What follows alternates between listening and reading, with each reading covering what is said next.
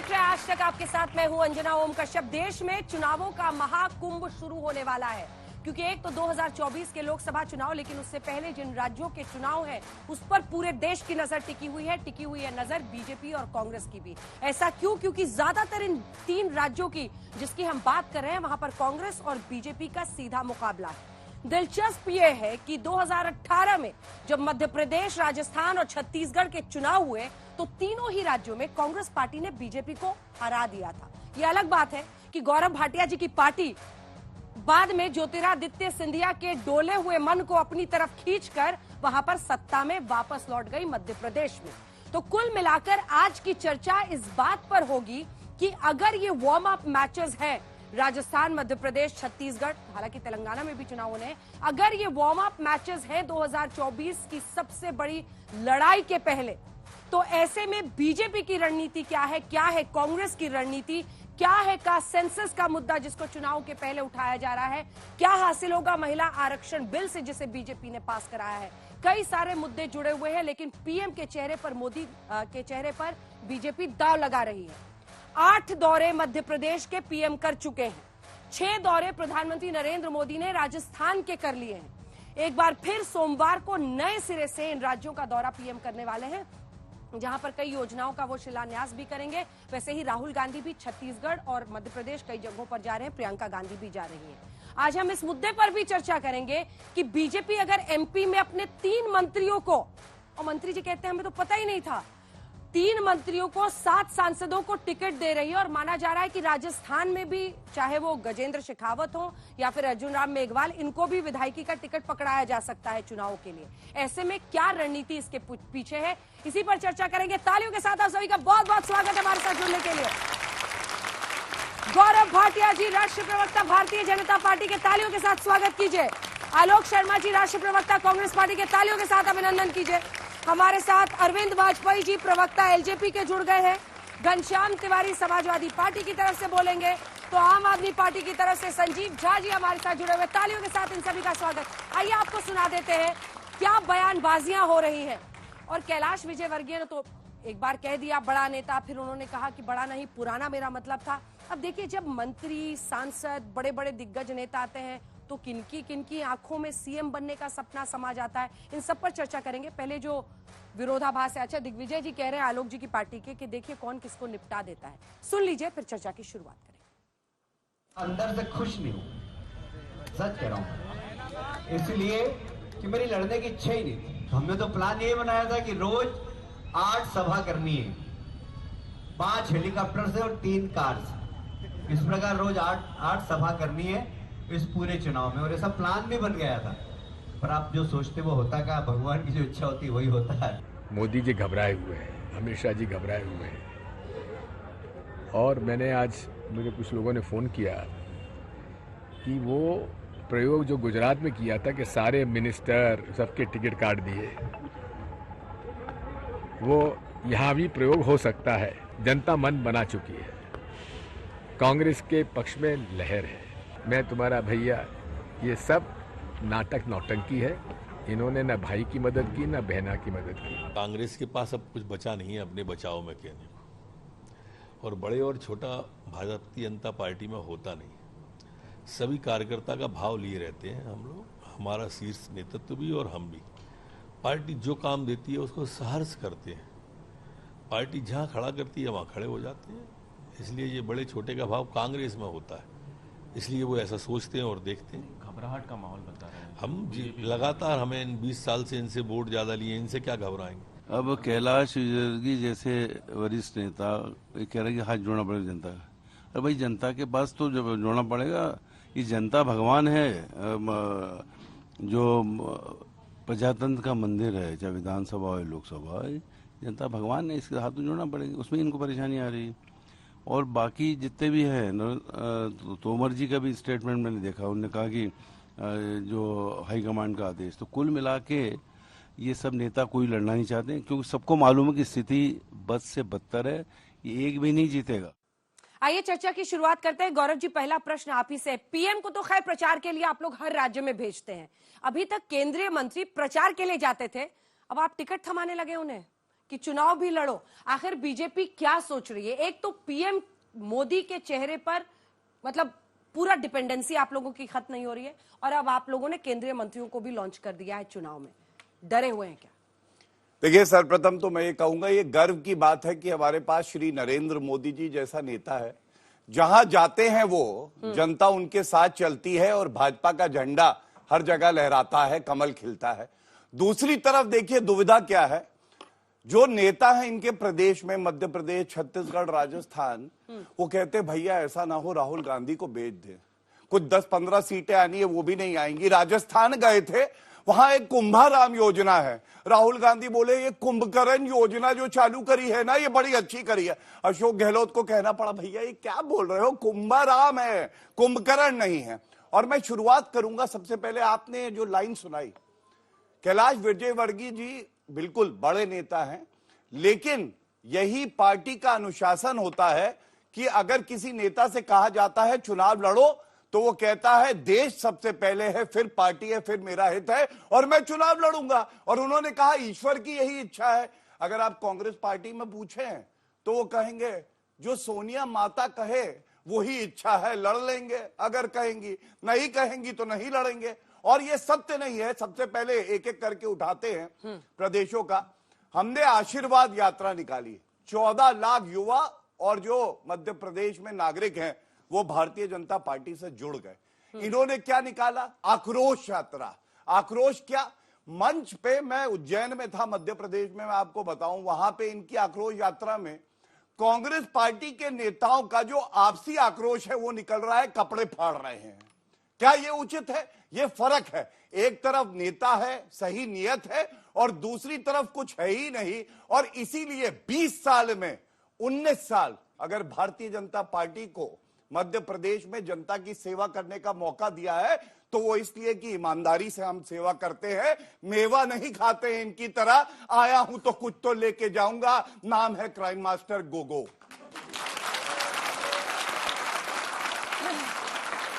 आलोक जी, प्रधानमंत्री इनके, मंत्री इनके, स्ट्रैटेजी वही रचेंगे ना जो इनको रंग लाकर दिखाएगा, इसीलिए वो कर रहे हैं। इसमें दिग्विजय जी बड़े खुश हो रहे हैं कि देखो कौन किसको निपटा देगा। क्यों खुश हो रहे हैं? आप अपनी स्ट्रैटेजी बताइए। एक स्ट्रैटेजी तो अभी तमाम लोगों ने और आज तक के दर्शकों ने देखी कि प्रवक्ता की क्या स्ट्रैटेजी थी। एक प्रश्न का सीधा उत्तर नहीं, माता जैसे शब्द की मजाक उड़ाना, ये स्ट्रैटेजी सारी की सारी अब रखी रह जाएंगी। स्ट्रैटेजी नहीं है ये आंखों में धूल झोंकने का जनता के प्रयास है कि आप यहां से इसका चेहरा बदल दीजिए, उसका चेहरा ले आइए, उसके चेहरे को हटा दीजिए, फिर मोदी जी का चेहरा ले आइए, फिर एक डमी को बैठा दीजिए, चोरी की सरकार चलाइए, सरकार ना बने तो एमएलए तोड़ लीजिए, एमएलए को 50-50 खोखे देकर सरकार बना लीजिए, और यहां पर आकर एक सवाल का सीधा जवाब नहीं दीजिए, और पूरे देश को गुमराह करने का काम किया जा रहा है। इंडिया वर्सेस भारत कर दीजिए, फिर वन नेशन वन इलेक्शन कर दीजिए, फिर महिला आरक्षण, फिर यूसीसी और तमाम चीजों में आपको G20 में 30,000 करोड़ का एडवर्टीजमेंट, केवल एक चेहरा दिखना चाहिए। ये केवल आंखों में धूल झोंकने का काम है। जो व्यक्ति 19 साल तक सीएम रहा उसके ऊपर आप भरोसा नहीं कर रहे हैं, इसका मतलब वो निकम्मा था, उसने काम नहीं किया। क्या वो आज विधायक बनने लायक नहीं? क्या उसका टिकट भी आप काट देंगे? अगर आप वो इतना अच्छा काम किया और विकास के इतने झंडे गाड़े तो सबसे पहले उसको साइड में क्यों किया? क्या आपको ये नहीं लगता कि आपको केवल सत्ता चाहिए? केंद्र में जो मंत्री बैठे हैं 5 महीने तक अब वो चुनाव प्रचार करेंगे, और अगर वहां वो जीत गए तो 5 महीने तक वो सांसद का क्षेत्र खाली रहेगा। क्या ये जनता के साथ अन्याय नहीं है? आपको हर कीमत पर केवल और केवल और केवल सत्ता चाहिए। कास्ट सेंसस नहीं कराएंगे आप, महिला आरक्षण को आप 10 साल पीछे ले जाएंगे, महंगाई के नाम पर वोट मांगेंगे, बेरोजगारी के नाम पर वोट मांगेंगे। किस चीज के नाम पर आप वोट मांगेंगे? मध्य प्रदेश में जो 2 दिन पहले उज्जैन में एक बालिका के साथ हुआ उस नाम पर वोट मांगेंगे आप?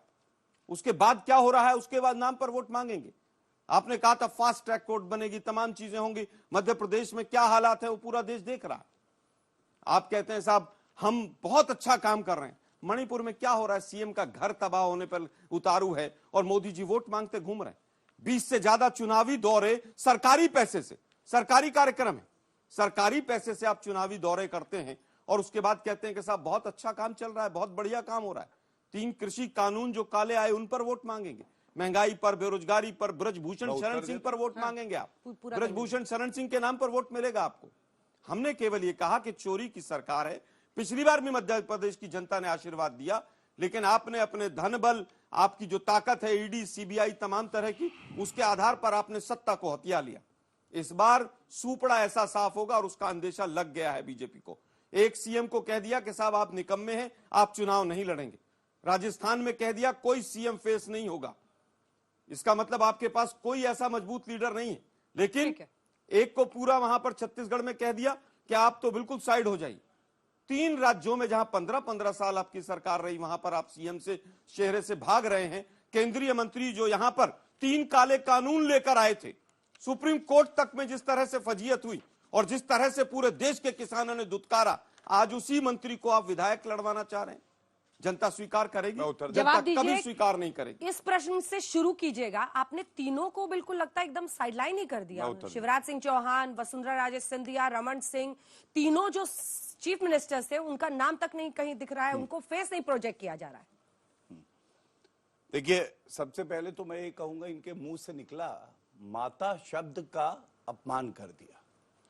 सबसे बड़ी माता अगर कोई है तो भारत माता है, और भारत माता के टुकड़े होंगे इंशाअल्लाह। उसके साथ कोई खड़ा था तो राहुल गांधी खड़ा था। धिक्कार है ऐसे नेता पे, पहली बात। दूसरी बात, बहनों और माताओं की करीब मैं 3 आंकड़े दूंगा और ठोक के दूंगा आज तक के मंच पे। अगर हिम्मत है प्रवक्ता में तो जवाब दे दे, तीनों में से कोई भी जो मेरा आंकड़ा है उसको काट दे। पहला, सबसे ज्यादा रेप 6337, वो कागज लेके आया हूं, और वहां पे आज की खबर है, आज तक की, कि एक हमारी बहन है, उसका अध जला शव मिला है। मैं पूछना चाहता हूं, 6337 रेप उत्तर प्रदेश से जनसंख्या के अनुपात में 6 गुना ज्यादा। क्या राहुल गांधी और प्रियंका वाड्रा और सोनिया गांधी जी कभी वहां गए बताने, लड़की हूं, लड़ सकती हूं? नहीं गए। आंकड़ा काटिएगा। दूसरा, इन्होंने किसानों की बात करी। अंजना जी, विधानसभा के पटल पे राजस्थान में गंगा जल हाथ में लेके वचन दिया था किसानों का कर्जा माफ करूंगा। आज मैं दिखाना चाहता हूं क्या बोले मुख्यमंत्री जी। उन्होंने कहा, उनसे प्रश्न किया गया कर्जा माफ हुआ, उन्होंने कहा प्रदेश में जनवरी 2019 से जनवरी 2022 तक कर्ज नहीं चुका पाने के कारण किसानों की जमीन कुर्क नीलाम करने के लिए 22,215 प्रकरण प्रकाश में आए हैं, जिसमें से 18,817 प्रकरणों में नोटिस दिया जाकर जमीनें कुर्क कर दी गई हैं। यह किसानों का इनका प्यार है। वादा किया कर्जा निभाएंगे, हम खत्म कर देंगे, और कुर्क कर दी। तीसरी बात, यह बात करेंगे पेट्रोल महंगाई के। आप मुझे बताइए अंजना जी, ये सत्य है कि नहीं, भारत में सबसे महंगा पेट्रोल कहां मिलता है? श्रीगंगानगर में। वैट नहीं घटाते हैं। हिमाचल में कह के आए थे महंगाई कम कर देंगे, 3 रुपए डीजल पे 2 बार इन्होंने वैट बढ़ाया, 6 रुपए। कर्नाटका में वादा किया बिजली माफ करेंगे, बिजली मुफ्त मिलेगी, वहां पे बिजली की दर बढ़ा दी। और एक बात और कहूं, बेरोजगारी पे बोलेंगे, बड़े प्रदेशों में 26% बेरोजगारी। कहां है बच्चों, मालूम है? राजस्थान में। और राजस्थान का बेरोजगार युवा जाता है उत्तर प्रदेश, लखनऊ, और प्रियंका वाड्रा से प्रश्न पूछना चाहता है, दीदी कभी राजस्थान का चक्कर भी लगाओ। और इसीलिए हुआ उत्तर प्रदेश में सूपड़ा साफ हो गया और सीटें आई केवल 2, 404 में 2 सीटें आई। मैंने 4 आंकड़े राजस्थान के दिए। कुंभाराम और कुंभकर्ण को छोड़िए, लेकिन कुंभकर्ण की नींद में ये जो कांग्रेस पार्टी सोई है, इसको अगर उठी नहीं, आप देखिएगा जब चुनाव के परिणाम आएंगे, भाजपा का कमल राजस्थान में खिलेगा, गारंटी देके जाता हूं।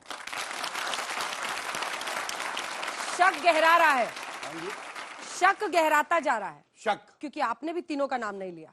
नहीं, मैं शिवराज उत्तर दे सिंह दूं, मेरे चौहान, लिए मैं उत्तर बिल्कुल दूंगा, लेकिन उनकी वसुंधरा बात का, हाँ, राजेश सिंधिया। मैं आपको सर, कभी मेरा सवाल भी सुन लीजिए, आपस में ही आप लोग भिड़ते रहते हैं। आपका सवाल मुझे याद है, मैं गजनी थोड़ी ना हूं राहुल कहाँ गांधी की तरह जवाब की यहाँ पे रमन सिंह। ब्लैकआउट हो जाएगा। नहीं, मुझे याद है। तो जवाब तो दीजिए। मैं दे रहा हूं। हाँ, देखिए, आपकी बात को मैं समझ गया, अब मैं उत्तर देता हूं। देखिए, हमारा ये आपकी हमेशा मजबूरी हम भी समझेंगे, बताइए। हाँ, मैं बिल्कुल समझाने का पूरा प्रयास करूंगा, और समझदार व्यक्ति तुरंत समझ जाते हैं, जैसे जनता समझ जाती है। मैं बिल्कुल स्पष्ट एक बात बता दूं, हमारा जो दल है ये बड़ा अनुशासित दल है। आप याद करिए, गुजरात में मुख्यमंत्री के साथ सभी मंत्री बदल दिए गए। क्या ये सत्य नहीं है? और उसके बाद भी किसी ने ये नहीं कहा अरे मुझे पद चाहिए, मैं तो पैदा ही हुआ था कुर्सी पे बैठने के लिए, जैसे वो चांदी के चम्मच वाले कहते हैं। हम लोग मेहनत करते हैं जनता के लिए और जीत के आएंगे, कमल खिलेगा, सीटें हमारी आएंगी बहुमत की, उसके बाद तय हो जाएगा कौन मुख्यमंत्री बनेगा। अरे आप ये बताइए इनको दर्द क्यों हो रहा है? अपनी तरफ तो देखिए, हमारी चिंता ये कर रहे हैं कि इनका चेहरा कौन। अरे ना तुम्हारे पास चेहरा ना विचारधारा। और जो छत्तीसगढ़ में कहता हो कि जितने माओवादी हैं, जितने माओइस्ट हैं, सब क्रांतिकारी हैं, ये छत्तीसगढ़ का हाल है इनका। अब मैं पूछूंगा नहीं, आप अपनी नीति बताइए ना, आपको हमारी क्या चिंता है? आप अपनी बात करिए। ठीक है, इसका जवाब दे दीजिए, फिर आप लोगों के पास जाना है। छोटा सा लेकिन सुनिए, उनका तो ठीक है कि ऊपर से डिसीजन आएगा, उनको पता है कि कौन सीएम बनेगा। आप तो डबल प्रॉमिस किए घूमते हैं सबको। वहाँ सचिन पायलट भी उम्मीद से रहते हैं, गहलोत जी को बना देते हैं, पायलट जी के 5 साल बाद गुजरात से शुरू करता हूँ। गुजरात और इसीलिए ज्योतिरादित्य सिंधिया भाग गए उधर, क्योंकि वो भी सीएम बनना चाहते थे। क्यों भाग गए वो तो पूरा देश जानता है, किसको क्या लालच था और आज ज्योतिरादित्य सिंधिया की क्या हालत है वो ज्योतिरादित्य सिंधिया बहुत अच्छी तरह से जानते हैं। कहीं पर बैग लेके चलते हुए नजर आते हैं, कहीं पर नेताओं के पीछे भागते हुए नजर आते हैं। खैर वो उनका व्यक्तिगत निजी फैसला है, उन्होंने पार्टी के साथ जो किया वो पार्टी देखेगी। 51% केस पेंडिंग थे 2018 में राजस्थान में रेप के और महिलाओं के। आज 10% केस पेंडिंग है राजस्थान के अंदर। आज वहां पर कोई भी बच्ची जाकर FIR लिखवाना चाहती है थाने में, कंपलसरी है, उसकी वजह से आंकड़े बढ़े हैं। 16,432 करोड़ रुपया किसानों का ऋण माफ किया गया, ऋण दिया गया। ये किसी भी राज्य में आज तक नहीं हुआ। 500 रुपए में सिलेंडर अगर किसी राज्य में मिलता है तो उसका नाम राजस्थान है। 25 लाख रुपए का स्वास्थ्य बीमा अगर कहीं पर किसी राज्य में मिलता है और 10 लाख का एक्सीडेंटल बीमा कहीं पर मिलता है और 200 यूनिट बिजली फ्री मिलती है तो उसका नाम राजस्थान है। वापस आता हूं, इन्होंने बेरोजगारी की बात की।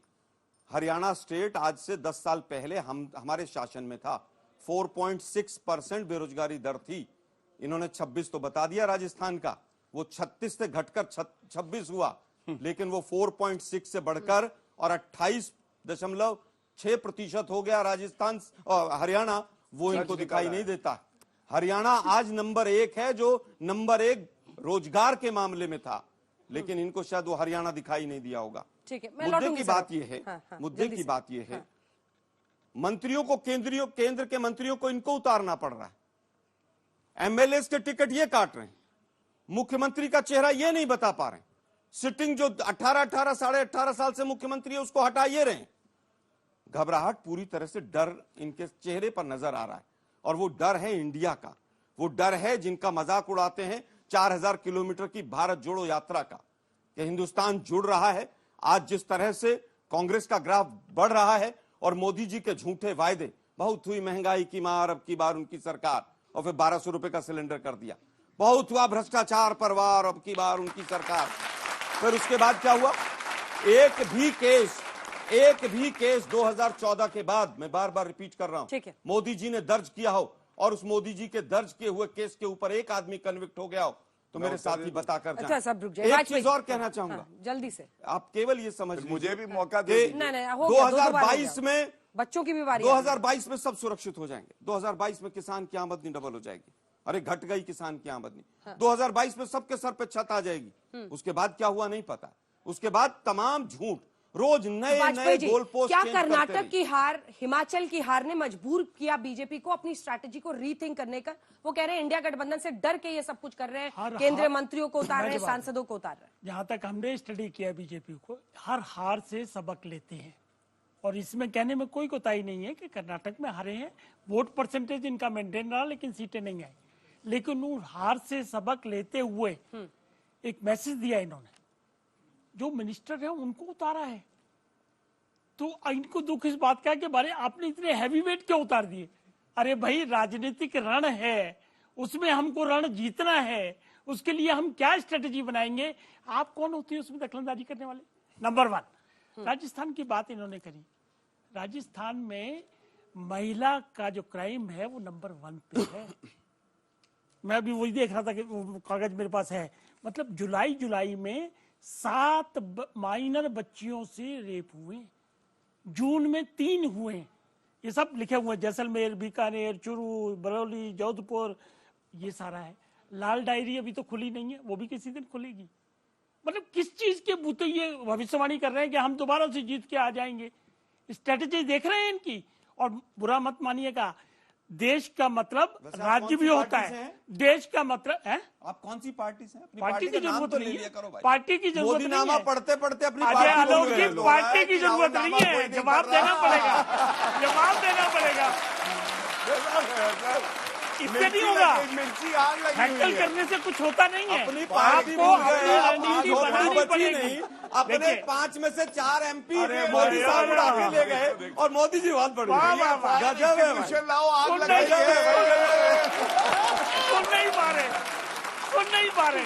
देखिए, अरे एक बात सुनिए वाजपेयी जी, ये राजस्थान वर्सेस ये इनके स्टेट्स चलता रहेगा। हम कुछ एक सेकंड, आप इंडिया वालों से पूछते हैं ना कि दूल्हा कौन है, दूल्हा बताओ। चलो पूछ लो। तो राजस्थान में ही पूछ रहे हैं कि सीएम फेस कौन है, बताओ। देखिए, मैं उसी का जवाब दे रहा था। मैंने कहा देश के अंदर राज भी आते हैं और पूरे देश में सिर्फ और सिर्फ मोदी का नाम चलेगा। इसमें हमें कहने में कोई कोताही बिल्कुल नहीं है, चुनाव हार कोई गए। जरूरत नहीं। दिल्ली लेकिन एक 3 बार संदेश हारा और है। मोदी जी के अरे आने यार, के बाद। क्या कर रहे हो? ऐसे थोड़ी होता है, ऐसे क्या कर रहे हो? हम इसमें से संदेश किया गया है कि डिसिप्लिन होना चाहिए पार्टी में। एमपीओ को कहा लड़िए लड़ेंगे, मिनिस्टरों का लड़िए लड़ेंगे। ये कहाँ है, कहाँ किसमें? नहीं लड़ेंगे तो क्या करेंगे सर? लड़की सबकी लड़के फाइलें जो बनी रखी है, एमपी का लड़ेंगे नहीं क्षेत्र तो होता कहाँ है जाएंगे? वो 6 गुना ज्यादा होता है विधानसभा से। उसकी पकड़ 6 गुना ज्यादा होती है। ये तो इनको मालूम होगा। लेकिन इनके यहाँ अगर ऐसा किया जाए तो बस में भर के गुड़गांव में आके ठहरेंगे। वो भूले नहीं है। और फिर उनके खिलाफ सेडेशन का मुकदमा भी चलेगा। वो भी रिजॉर्ट नहीं वर्ड भूले। बोलना एकदम मना है। आलोक जी बुरा मान जाते हैं। और उनके बुरा मानने दीजिए, उनके बुरा मानने से क्या होगा? रिजॉर्ट पॉलिटिक्स शुरू किसने की थी? रिजॉर्ट पॉलिटिक्स तो घनश्याम कर्नाटक जी। में बीजेपी ने ऑपरेशन कमल के माध्यम से की थी। अच्छा, झूठ भी बोले जा रहे हैं, ठीक है, झूठ भी बोले घनश्याम जा जी, रहे हैं। इंडिया गठबंधन का डर है या फिर क्योंकि इन राज्यों में ना समाजवादी पार्टी का, आपके भी कुछ तो वहां विधायक लड़ते हैं, जीतते हैं, लेकिन बहुत स्टेक्स नहीं है। लेकिन ये स्ट्रैटेजी है, ऐसे ही बीजेपी चुनाव लड़ती है। आपको उसको अपने सियासी रणनीति से कॉम्बैट करना होगा, बोलने से नहीं होगा। नहीं, आपकी बात बिल्कुल सही है। नमस्कार यहाँ पे दर्शकों को, मेरे को पैनलिस्ट को। कुछ बातें बिल्कुल स्पष्ट हैं। आज यहाँ पर करीब 200 लोग बैठे हैं। क्या बेरोजगारी मुद्दा है या नहीं है? इंडिया टुडे की रिपोर्ट या एक हफ्ते पहले अजीम प्रेमजी यूनिवर्सिटी की रिपोर्ट कहती है कि इस देश में जो 25 साल के पढ़े लिखे युवा युवतियां हैं, आप जैसे लोग, इसमें से लगभग 50% बेरोजगार हैं या नहीं है? ये कहते हैं कि आप जैसे लोगों को इन्होंने 44 करोड़ मुद्रा लोन दिए हैं, यानी कि आप में से हर एक के परिवार में 2 मुद्रा लोन मिले हैं। आप हाथ खड़ा कीजिए, इनमें से एक भी व्यक्ति को मुद्रा लोन मिला है कि नहीं? सोचिए, ये कहते हैं कि हर देश के हर परिवार में 2 मुद्रा लोन मिले हैं, यहां 200 लोग हैं, एक को नहीं मिला। ये घोटाला है कि नहीं है? ये जो कहा कि वर्तमान काल में ये महिला आरक्षण बिल लेकर के आएंगे, उसे अनंत काल में कह दिया। वो 2029 में होगा, 2034 में होगा। ये घोटाला है कि नहीं है? जब ये कहते हैं, जब इनके साथ ये खड़े हैं एनडीए के घटक दल कर रहे हैं और ताली इधर बजा देते हैं। एनडीए के घटक दल ये है, इनकी अपनी पार्टी। ये कहते हैं टुकड़े टुकड़े गैंग, 2 टुकड़े हैं इन्हीं की अपनी पार्टी के, ठीक है। उसके बाद टुकड़ा आता है शिवसेना से। एक प्रमुख दल था उनके साथ तोड़ के एक शिंदे जी को अपनी तरफ कर लिया है, वो कह रहे हैं। एक सेकंड दोनों टुकड़े, एक बार बताइए ना, तो क्या नुकसान है? टुकड़ा भी अजित पवार का इनकी तरफ छोड़ दिया है। देखिए देखिए ये इनकी पार्टी को किसी और अरे सरकारें चल रही है साहब, पूरी करने दीजिए, पूरी करने दीजिए। सोचिए कि कितनी विवशता है इनकी पार्टी। उसको 2 टुकड़ों में भारतीय जनता पार्टी ने किया। बोले वो जिस खुश नसीब आपके भी परिवार टूट कि 2000। अब क्या करें, चचा को भी सीएम बनना है, भतीजे को भी जागीर बने। देखिए ये जब राजनीतिक पार्टी परिवार की जागीर बने तो ये कुतर्क नहीं है। अरे मुझे अपनी बात शिवपाल यादव कुतर्क है। मेरी बात मत कीजिए, मेरी बात पूरी होने दीजिए। यहाँ पर इन्होंने फैमिली लिमिटेड समाजवादी पार्टी, इन्होंने गंगानगर में पेट्रोल का वैट कम नहीं किया। यहाँ पर कहते हैं कि में सिलेंडर के दाम थे 500 और 600 रुपए, आज 1200। जो इन्होंने कहा कि 30 थोड़े बच्चों के सवाल रुपए में पेट्रोल आएगा, लेकिन घोटाला है कि नहीं है? सबसे बड़ी बात ब्रजभूषण, यहां पे बताइए, ब्रजभूषण उसको बचाना घोटाला है कि नहीं है? ये घोटाला नहीं है। बाबू बजरंगी जैसे व्यक्ति को जो खूंखार है, जिससे वह हम आप सोच नहीं कर सकते, उसको बचाना घोटाला है कि नहीं है? क्या ऐसी की बात का कोई वजन नहीं? 2 करोड़ रोजगार, कोई काला धन आएगा कि नहीं? अडानी का इतना है, कहीं कहीं सरकारें खरीद रही है। एक राज्य ऐसा बताइए, एक राज्य ऐसा बताइए जहां पर इन्होंने सरकार खरीदने की कोशिश संजीव जी, लेकिन आपकी पार्टी गुजरात में चुनाव लड़ी और बिल्किस बानो का नाम आपकी जुबान पर नहीं आया। नैतिकता की बात अपनी जगह रहती है और इनकी पार्टी में भी गिने चुने नेताओं ने बिल्किस बानो का नाम लिया था। तो नैतिकता की धुरी पर आप लोग एक साथ तो हैं कि हमें साथ लड़ना है, लेकिन नैतिकता की दूरी आती है, सब पीछे हट जाते हैं। क्योंकि आप चुनावी पॉलिटिक्स को क्या बेहतर समझते हैं? आपको पता था बिल्किस बानो का नाम लेंगे तो हिंदू जो बहुसंख्यक है उसको आप एलियनेट कर देंगे, दूर कर देंगे। देखिए, मुझे लगता है कि अभी घनश्याम जी ने बहुत अच्छी शुरुआत करी कि वास्तव में बात मुद्दे की होनी चाहिए। आज चाहे महंगाई हो, चाहे बेरोजगारी हो, चाहे शिक्षा का हालात हो, चाहे स्वास्थ्य हालात हो या भ्रष्टाचार की बात हो, अभी 2 करोड़ नौकरी की बात प्रधानमंत्री कहते थे। 2015 में 43 करोड़ लोगों की नौकरी थी, आज 41 करोड़ लोगों की नौकरी है। 10 साल में 2 करोड़ के हिसाब से अगर आप जोड़ दीजिए तो 20 करोड़ नौकरी जुड़ना चाहिए था, 63 करोड़ होना चाहिए था। आज आंकड़ा यह कहता है कि इन नौजवानों को जोड़ दीजिए, देश में 90 करोड़ नौजवान नौकरी की तलाश में हैं। 45 करोड़ लोगों ने नौकरी का उम्मीद छोड़ दिया, नौकरी खोजना छोड़ दिया। हालात ने हैं। 2014 में बड़े बड़े नारे थे, बहुत हुई महंगाई की बार, अब की बार मोदी सरकार, क्या हुआ? बहुत हुआ भ्रष्टाचार का बुरा हाल, अब की बार मोदी सरकार, क्या हुआ? बहुत हुआ महंगाई की मार, अब की बार मोदी सरकार, क्या हुआ? तो मेरा ये मानना है कि आज मुद्दों की बात होनी चाहिए, एक बात। दूसरी बात, जब हम इंडिया अलायंस की बात करते हैं और नैतिकता की बात करते हैं, देखिए एक बात समझिए, ये अलग अलग पार्टियां इसलिए बनी कि वैचारिक तौर पर हम असहमत थे, लेकिन वैचारिक तौर पर असहमत होने के बावजूद आज हम इकट्ठा क्यों हैं? आज हम इकट्ठा इसलिए हैं कि 5 साल, आपने ही कहा ना कि इनकी पार्टी को 2 पार्ट में तोड़ दिया। मध्य प्रदेश में जनता ने कांग्रेस को मैंडेट दिया था, 14 दफे से आपने सरकार बना ली। आपने महाराष्ट्र में 14 दफे सरकार बना ली, सरकार को तोड़ दिया। तो अब जब मोदी जी कहते थे कि टीम इंडिया का मतलब क्या था? कि जिस प्रदेश की सरकार, जनता ने जिसको चुना उसके साथ मिलकर के आप देश को आगे बढ़ाओ। 5 साल में आपने सभी जनता को अलग अलग प्रदेश में, अगर अलग पार्टी की सरकार बनी, अगर पिछली सरकार बनी, तो आपने उसको तोड़ करके, कमजोर करके देश को कमजोर करने की साजिश करी। तो ऐसे में जिम्मेदारी बनती है कि बात अगर संविधान की हो जाए, जनतंत्र की हो जाए, तो सबको मिलकर के इकट्ठा होना चाहिए। ये जिम्मेदारी मेरी भी है, ये जिम्मेदारी आपकी भी है, ये जिम्मेदारी यहां बैठे नौजवानों की भी है। बिल्किस बानो पे क्या स्टैंड था, मुझे पता नहीं। आज भी कह रहा हूँ, क्या हमेशा हमने कहा, क्या कहा? हम हमेशा हमने कहा पूरा चुनाव निकल गया सर, कुछ नहीं बोला।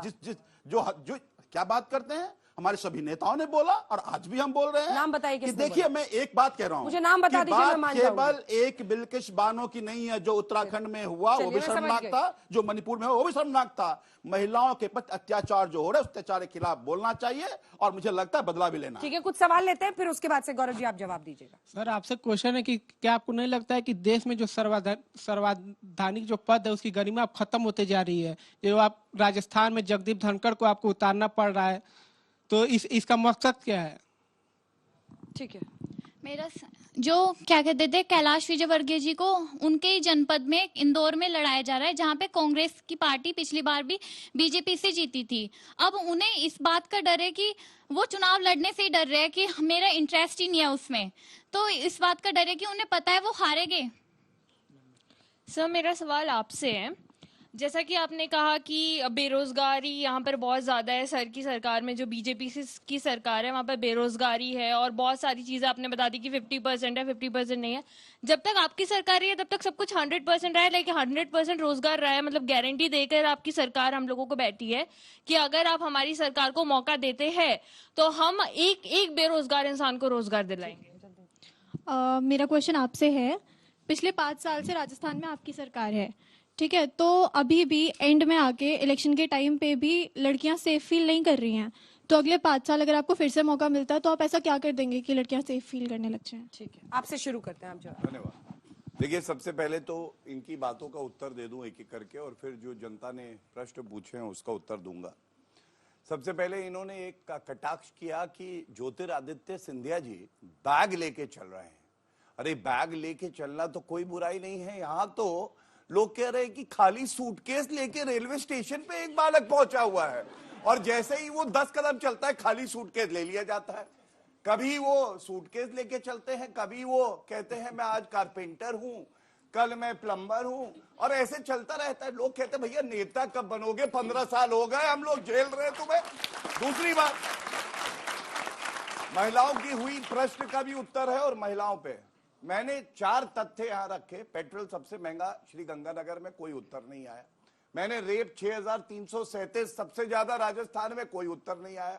मैंने बेरोजगारी दर 26% बताई, उत्तर प्रदेश में 4% है, उत्तराखंड में 4%। उत्तर प्रदेश में 4% कोई बीच क्या आप मानते हैं भैया टोटी चुरा के मत भागो सरकारी बंगले की। उत्तर प्रदेश में आजम खान की भैंसों को इतना बड़ा झूठ है। मैं आपको टाइम दूंगी, घनश्याम जी, टाइम दूंगी। मामला थोड़ा गड़बड़ है। उत्तर प्रदेश में 4% बेरोजगारी है। अगर ये सच है तो ताली बजा दीजिए, सुनिए, और अगर झूठ है तो हाथ खड़ा कीजिए। गौरव जी, लेकिन राहुल गांधी का मजाक उड़ाना जवाब नहीं हो सकता है। वो जो बच्ची पूछ रही थी उसका जवाब दीजिए। सबका दूंगा, लेकिन तीनों ने हमारी पार्टी पर आरोप लगाई, मेरा हक है कि मैं जवाब दूं, क्योंकि इन्होंने बीच में उंगली करी, तो मैं इन्हीं का जवाब अब पहले देना चाहता हूं। 4% है उत्तर प्रदेश में। हाथ खड़ा कीजिए, पहले ये बताइए कि 4% घबराए हुए बेचारे। हाथ खड़ा कीजिए, बच्चा पता नहीं है उत्तर प्रदेश में, घबरा पता नहीं है उत्तर प्रदेश में कितनी बेरोजगारी है। बोलो, क्या मैं बोला था किसी के बीच? जबरदस्त झूठ आप लोग सामने ये भैया, ये क्यों बोलते हैं भैया? आप लोग बेवकूफ गौरव जी बोलिए। ठीक है घनश्याम जी, अब आप रिपीट कर रहे हैं एक ही बात को, प्लीज वेट। दूसरी बात इन्होंने आपसे पूछा था, मैं भी पूछना चाहता हूं। कोई मुख्यमंत्री जिसको जनता आशीर्वाद दे, 5 साल सरकारी बंगले में रहे, आखिरी दिन 200 रुपए की टोटी चुरा के भागे, सही है कि गलत बताओ? नाम कौन है? अखिलेश भैया। अभी ये बात करते हैं परिवार पार्टी तोड़ देते हैं। अरे भैया, ऐसा कौन सा पुत्र है जिसने अपने पिता को कुर्सी से हटा दिया और अध्यक्ष बन गया? नाम है अखिलेश यादव, पार्टी तोड़ दी, इसलिए मत बोलना। तीसरी बात, महिला सुरक्षा पे कर रहे थे। गायत्री प्रजापति रेपिस्ट, उसके खिलाफ एफआईआर नहीं दर्ज करते थे जब इनकी सरकार थी। सुप्रीम कोर्ट ने थप्पड़ मारा था, सूजन आज भी इनके चेहरे पे है, और उसके बाद एफआईआर दर्ज हुई। और आपको मालूम है, जरा जी याद ऐसा होगा, लग रहा है आप भी अपनी कहानी भी बता रहे हैं। ब्रिजमोहन पर सुप्रीम कोर्ट ने फटकारा, तब जाकर एफआईआर जी नहीं, और ब्रिजमोहन पे आप सूजन नहीं है, घमंड है। बीच में नहीं, सूजन नहीं है। रमेश बिदुड़ी पे सूजन नहीं है, घमंड है। घनश्याम जी प्लीज, इनकी पार्टी में घनश्याम जी, 300 नहीं, 400 नहीं, 450 ऐसे सांसद और विधायक हैं इनकी पार्टी में जिनके ऊपर आपराधिक मुकदमे अपने गायत्री प्रजापति पे आपको साफ सूंघ जाता है। चुप रहिए आप, 450 बोलिए 450 प्लीज, बात पूरी करने दीजिए। आपके बीच में किसी ने नहीं बोला, मैंने सुनिश्चित किया। लगातार यही बोल रहे हैं। हाँ बिल्कुल बोलेंगे, मैं तय करूंगी कौन बोले, पूरी कीजिए। जनता का सवाल लिया हो तो कोशिश जरूर करूंगा। अगर बीच में कुछ जबरदस्ती कैलाश विजयवर्गीय को टिकट दे दिया और डरे हुए हैं। नहीं, मैं एक बात बता दूं, मेरी बहन ने ये सवाल किया, मैं उसी पे आ जाता हूं। देखिए, कैलाश विजयवर्गीय जी बहुत सम्मानित नेता हैं, और आप देखेंगे जब परिणाम आएंगे तो जीत होगी भारतीय जनता पार्टी की, और कैलाश विजयवर्गीय जी भी जीतेंगे। यही तो बड़प्पन है हमारे कार्यकर्ताओं में और नेताओं में। अगर पार्टी ने हुक्म किया है कि चुनाव लड़ना है, नो इफ नो बट, जो पार्टी कहेगी वही सही है। ये भारतीय जनता पार्टी का रूल नंबर 1 है। दूसरी बात मैं एक और बता दूं, अभी क्योंकि एक बात हो रही थी, हाँ बिल्कुल शॉर्ट में, 30 सेकेंड। पिछले 1 महीने में यहां जो युवा बैठे हैं वो तय करें, G20 का सफल आयोजन, छाती हुई 56 इंच की, चंद्रयान 3 लॉन्च होता है, भारत का तिरंगा लहराता है, छाती हुई 56 इंच की, और विमेन रिजर्वेशन बिल कौन लाता है?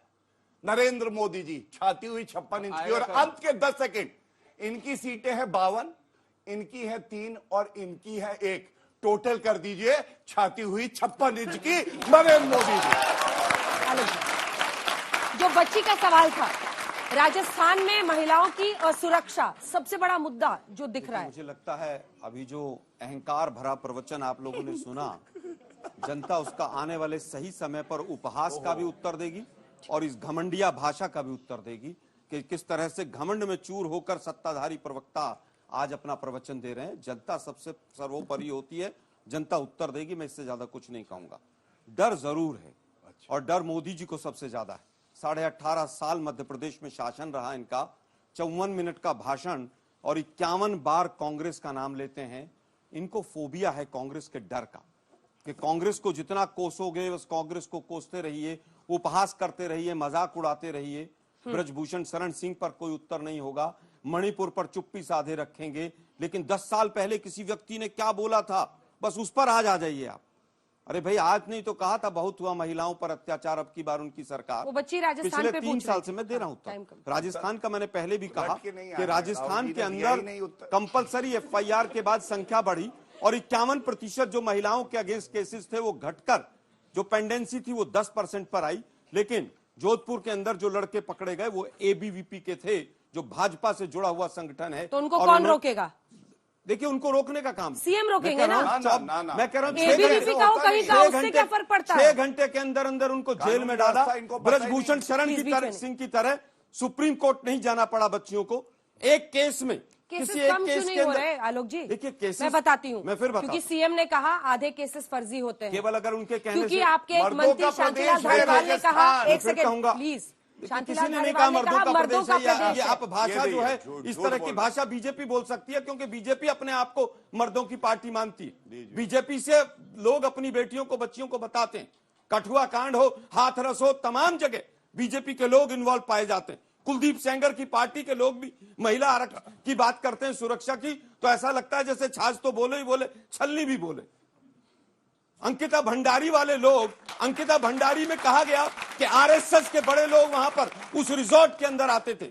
आज वहां पर हमारी बहनें सर मुड़वाकर विरोध प्रदर्शन देहरादून में कर रही हैं और ये लोग महिलाओं पर बोलते हैं। कंक्लूडिंग रिमार्क्स में लूंगी, 2-3 सवाल नहीं, मैं एक अंतिम बात कहना चाहूंगा। बोलिए बोलिए। मैकेनिक का मजाक उड़ाना, बढ़ई का मजाक उड़ाया, खाली सूटकेस कौन उठाता है? कुली तो भार उठाता है और राहुल गांधी कांग्रेस पार्टी में भार बन गए हैं। देखिए मुझे मैं बता रहा हूँ आपको, खाली सूटकेस उठा के घूम रहे फोटोशॉप। कैमरा लगा दो। इस देश के ऊपर मोदी सरकार, आप उन्हें समय देंगी तो मैं बिल्कुल काउंटर देश के ऊपर मोदी सरकार भार बन गई है। और युवाओं ध्यान रख लीजिएगा, अगर आप लोग जागरूक नहीं हुए, अंग्रेजों से पीछा छुड़ाना आसान था, RSS की विचारधारा से पीछा छुड़ाना मुश्किल है। मेरी बात को याद रखिए। ठीक है, जल्दी से पूछो। हमारी सरकार बोलती है कि पढ़ना हर बच्चों का हक है, लेकिन हम कैसे पढ़े आप वो नहीं बताते हैं। 12th के बाद मैं और मेरी बहन ने 3 मंथ तक एजुकेशन लोन के लिए ट्राई किया, बट हमें एजुकेशन लोन नहीं मिला। किस स्टेट में है? रोइए मत, रोइए मत। किस स्टेट में है अंजना जी? बहन से अगर पूछ, कहाँ पढ़े हैं आप? किस स्टेट में है? उसके बाद जो मुझे स्किल आता है उसको यूज करके मैं काम करना स्टार्ट किया, उससे जो पैसा आता है उससे मैं अपना एजुकेशन कंप्लीट कर रही हूँ। बट अभी मुझे अफसोस है क्योंकि मेरी बहन एजुकेशन कंप्लीट नहीं कर पा रही है। मैं चाहती हूँ वो भी एजुकेशन कंप्लीट करे। उसको आप कहाँ पे रहती है? कहाँ पे रहती हैं आप? बिहार। बिहार में रहती हैं। बट उसे एजुकेशन लोन नहीं मिला है। अभी टाइम जा रहा है क्लासेस का, अभी वो घर पे नहीं पढ़ पा रही है। क्यों नहीं मिल रहा है उसको एजुकेशन लोन? ऐसा क्राइटेरिया है कि सिविल स्कोर सही होगा तो ही मिलेगा, बट उसमें अगर पेरेंट्स का सिविल स्कोर खराब है तो बच्चा की क्या गलती है? उसको तो मिलना चाहिए एजुकेशन लोन। उसने क्या किया है? उसको नहीं मिला। सभी नेताओं को, राजनीतिक पार्टियों को शर्म से सिर झुका लेना चाहिए। इससे ज्यादा मैं क्या कह सकती हूँ? आप अलग से, बट हम नहीं किए।